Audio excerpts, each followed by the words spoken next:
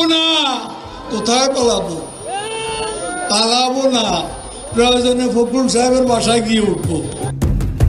হাসিনা পালিয়ে যায় 5ই আগস্ট।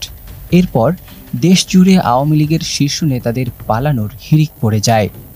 এসব নেতাদের মধ্যে অনেকে পালিয়েছেন, আবার কেউ কেউ এখনও পালানোর চেষ্টা করছেন। তবে তাদের মধ্যে বেশ কয়েকজন শীর্ষ নেতা পালাতে গিয়ে ধরাও পড়েছেন।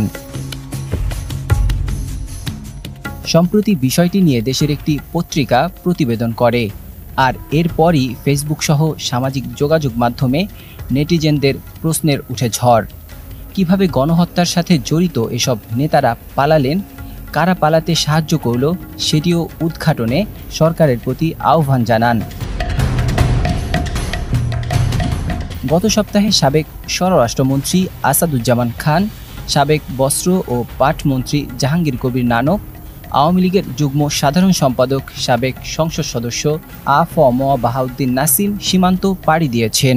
এদের আগে দেশ ত্যাগ করেছেন সাবেক পররাষ্ট্রমন্ত্রী হাসান মাহমুদ, সাবেক স্থানীয় সরকার মন্ত্রী মোহাম্মদ তাজুল ইসলাম, সাবেক শিক্ষামন্ত্রী মুহিবুল হাসান চৌধুরী নওফেল, সাবেক তথ্য প্রতিমন্ত্রী মোহাম্মদ আলী আরাফাত, সাবেক সংসদ সদস্য আলাউদ্দিন আহমেদ নাসিম ও আলোচিত আওয়ামী লীগ নেতা নারায়ণগঞ্জের সংসদ সদস্য শামীম ওসমান সহ অনেকে।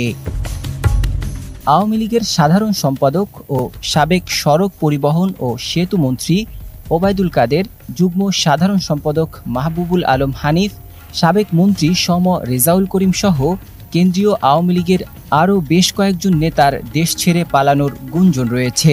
তবে তাদের বর্তমান অবস্থান সম্পর্কে নিশ্চিত হওয়া যায়নি। তবে ওবায়দুল কাদের এখন দুবাইতে আছেন বলে জানা গেছে। পালাবো না, প্রয়োজনে ফখরুল সাহেবের বাসায় গিয়ে উঠবো। কি জায়গা দেবেন? না হলে ঠাকুরগাঁয়ের বাড়ি আছে।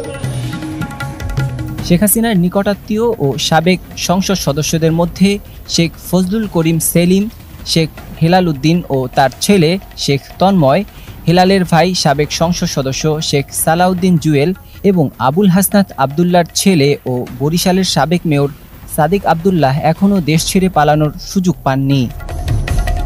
তবে ডিএসসিসির সাবেক মেয়র শেখ ফজলে নূর তাপস 3 আগস্ট রাতে পরিবারসহ দেশ ছাড়েন। তাপসের ভাই যুবলীগের চেয়ারম্যান শেখ ফজলে শামস পরশ অবশ্য দেশেই আছেন।